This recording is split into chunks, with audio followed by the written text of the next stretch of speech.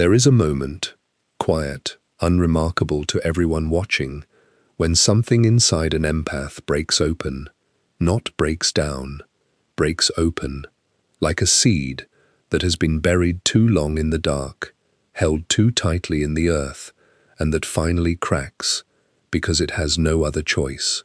It must grow, or it must die.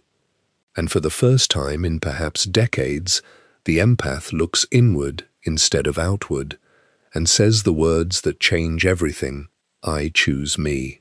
This is not a selfish act. This is survival. This is the most courageous thing a human being, who has spent their entire life absorbing the pain of others, can ever do. And the moment they do it, truly do it, not as a performance, not as a temporary boundary that collapses the instant someone needs them, the entire architecture of their life begins to shift. Carl Jung spent decades studying the human psyche, and what he found was this: the person who gives endlessly, without replenishing themselves, is not loving others more deeply. They are disappearing, they are erasing themselves, one act of sacrifice at a time, until the person who remains is nothing but a mirror, reflecting everyone else's needs, everyone else's moods, everyone else's desires. Meanwhile, their own soul grows dim in the corner, starved and forgotten. Jung described this as the loss of the self to the persona, the mask we wear to be acceptable, to be needed, to be safe. And for empaths, the mask is always the same: caregiver, fixer, the strong one, the one who understands, the one who never asks for too much. Which raises the question: what happens when the empath at last lays down the mask? What happens when they stop performing the role they were assigned? A role handed to them in childhood, or through trauma, or simply because their nature was so open, so absorptive, that the world took something beautiful and turned it into a service. What happens is this: everything shifts. Nothing about it is instant or clean or free of grief, but it shifts, and it shifts profoundly, and the life that emerges on the other side of that choice is deeper, more authentic, more vividly alive than anything the empath has ever known. To understand why, we first have to understand what an empath actually is, not the internet version, with its crystals and its labels and its endless quizzes about whether you cry at commercials. The real thing, the psychological, neurological, deeply human reality of what it means to feel the world the way an empath feels it. Empaths are not just sensitive people. Their nervous systems are tuned to a frequency that most others cannot hear. They walk into a room and absorb the emotional weather before a single word is spoken. They sit across from someone in pain and feel it as if the pain were their own, not metaphorically, but physiologically. Their bodies respond. Their hearts race. Their stomachs tighten. They feel the grief of strangers. They carry the unspoken weight of everyone in the room. Neuroscience has begun to explain this through the concept of mirror neurons, cells in the brain that fire not just when we perform an action, but when we watch another person perform it. In empaths, some researchers believe this system is unusually responsive. They don't merely understand your pain, they inhabit it, they become it, temporarily, fully, at a cellular level. Make no mistake, this is a profound gift. It is also, without proper boundaries and self-awareness, a form of slow psychological drowning, because the empath does not only feel what others feel, they also absorb what others cannot process. The rage that a narcissist cannot face, the grief that a family has buried for generations, the anxiety of a partner who never learned to regulate their own emotions. The empath takes all of it in, transmutes it, tries to heal it, and in doing so, gives away pieces of themselves that they do not even notice are missing. until the day comes when they reach inside for something: joy, peace, a sense of who they are, and find almost nothing left. That is the breaking point. That is the moment the empath either continues to disappear or chooses themselves. Most empaths who reach this point do not recognize it for what it is at first. They call it burnout. They call it depression. They call it exhaustion. They wonder what is wrong with them, why they can no longer care about the things they used to care about, why the relationships they have poured themselves into feel hollow, why they wake up every morning already tired. What is happening underneath is a crisis of the self that was suppressed, the authentic, individual, wildly unique soul that the empath was born with, is staging a revolt. It is refusing to be sacrificed any longer. It is demanding to be seen. And because it has been ignored for so long, the only way it knows how to speak is through collapse. Jung understood this process intimately. He called it individuation, the journey toward becoming a whole person, integrated and undivided, no longer split between what the world needs you to be and what you actually are. He wrote about it as though it were heroic, and it is. For the empath, it may be the most heroic undertaking of their life, because to individuate, to choose themselves, the empath must first confront the shadow. And this is where it gets uncomfortable. The shadow, as Jung defined it, is the part of the self that we have rejected, repressed, hidden away because we believed it was unacceptable. For empaths, the shadow holds everything they were taught not to be: angry, demanding, selfish, unwilling to help, setting limits on love, saying no. These words can feel like moral failures to an empath who was raised, or wounded, into believing that their worth is located entirely in their usefulness to others. To need anything for yourself feels like greed. To refuse a request feels like cruelty. To say "I cannot carry this" feels like abandonment. But Jung was clear. Whatever you refuse to face in yourself does not disappear. It grows. It festers. It emerges sideways, in resentment, in exhaustion, in the passive withdrawal of a person who has given too much and received too little for too long. The shadow does not stay buried forever. And when it rises, it does not rise gently. For many empaths, the shadow rises as a sudden and terrifying anger, a rage they did not know they possessed, a hardness that frightens them. They feel they have become someone else, colder, less compassionate, less like the person they believed themselves to be. And they panic. They rush back to the altar of self-sacrifice to prove they are still good, still caring, still worthy of love. Rushing back is not a return to goodness, though. It is a retreat from growth. None of it, the anger, the hardness, the sudden inability to care, is a sign of corruption. These are signs of health. They are the psyche's immune response to years of emotional boundary violation. They are the self, fierce and long ignored, insisting on its own existence. Imagine, though, that the empath, instead of shutting all of this down, listened to it. What would happen if they sat with the anger and asked it, "What are you protecting?" What if they asked the exhaustion, "What truth are you pointing to?" What if they treated their own pain with the same tenderness they have always poured into other people? That is what it means to choose yourself, not to abandon others, not to become selfish in the hollow, grasping sense of the word, but to bring yourself reverently into the circle of your own care. To say, "My feelings matter too. My needs are real.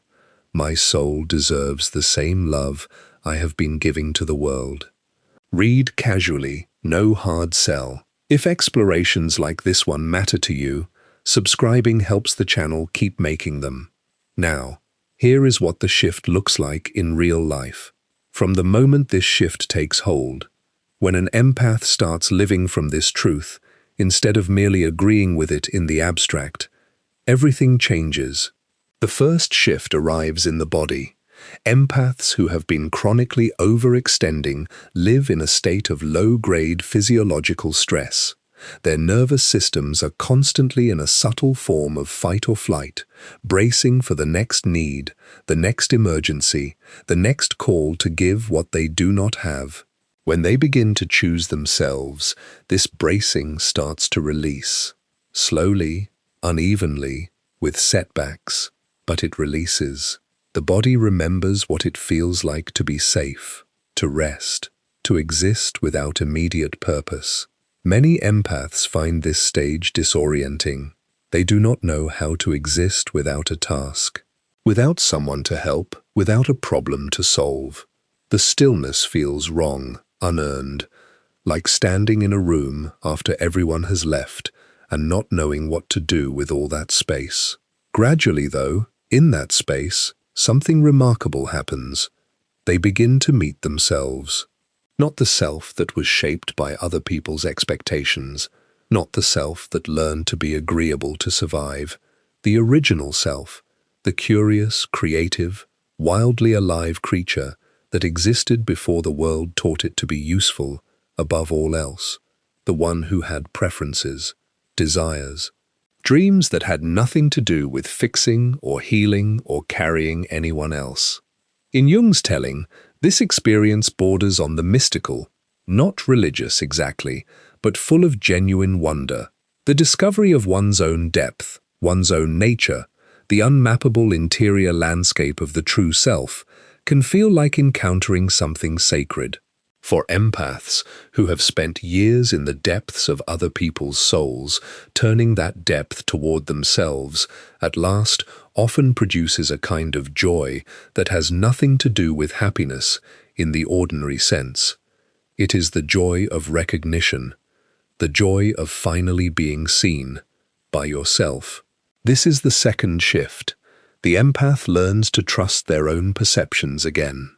One of the most insidious things that happens to empaths in relationships, particularly relationships with narcissistic or emotionally immature people, is that their perceptions are constantly questioned.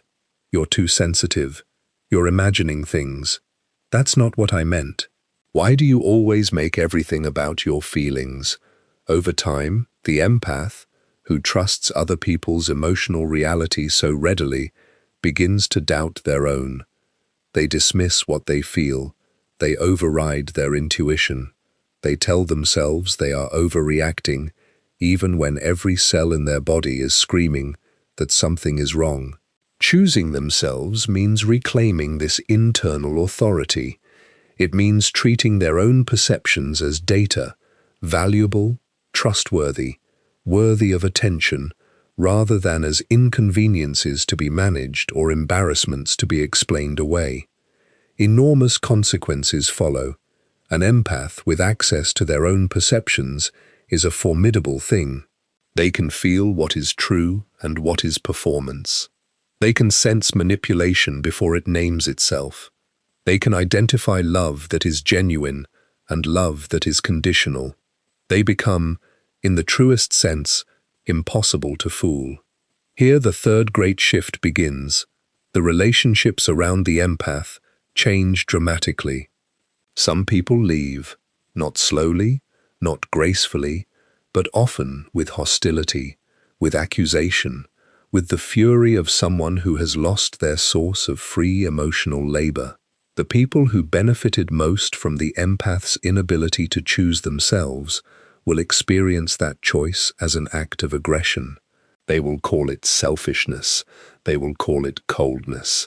They will point to the past, all those years of care and sacrifice, and use it as leverage, implying that because the empath once gave freely, they are now obligated to keep giving forever. Now comes the test, the moment when the old pattern asserts itself most forcefully, when the guilt and the fear and the ancient wound that made self-sacrifice feel like love come roaring back to life. Many empaths capitulate right here. They tell themselves they were wrong, that they were being selfish, that maybe the people around them are right, but the ones who hold the line, who stay with their choice, who do not abandon themselves at the first sign of someone else's displeasure, step into territory they have rarely, if ever, known. They begin to experience relationships based on mutuality. When the empath stops giving infinitely, they create the conditions necessary for true exchange. For the first time, those around them must bring something to the table. And what is revealed is breathtaking in its clarity.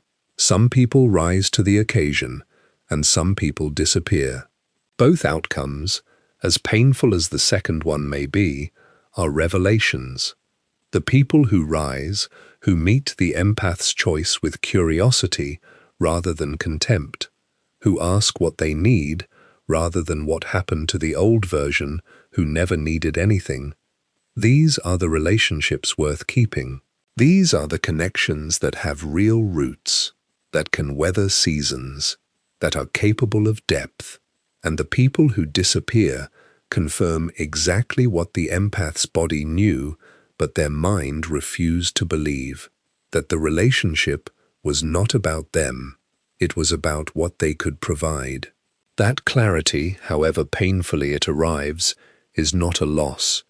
It is the most expensive gift the universe can offer. The fourth shift is perhaps the most difficult to describe, because it happens at the level of meaning itself. When an empath has been living for others, their sense of purpose is entirely externally located. They are meaningful because they are needed. They are worthwhile because they solve problems, ease pain, hold space. Remove the need, and they feel purposeless. Remove the request for help, and they do not know who they are. Once they begin to choose themselves, though, purpose has to come from the inside. They must ask the question that is hardest for people who have always looked outward. What do I actually want? Not what do I want to give, not how can I be useful, what do I want to experience? What brings me alive? What would I do with my days if no one needed me for anything? These questions can feel threatening, even immoral, to an empath conditioned to place their worth in service. But they are the most important questions a human being can ask. Purpose that comes from real desire, from authentic inclination, from the soul's actual orientation, is renewable. It does not deplete, it does not exhaust, it does not require suffering to sustain.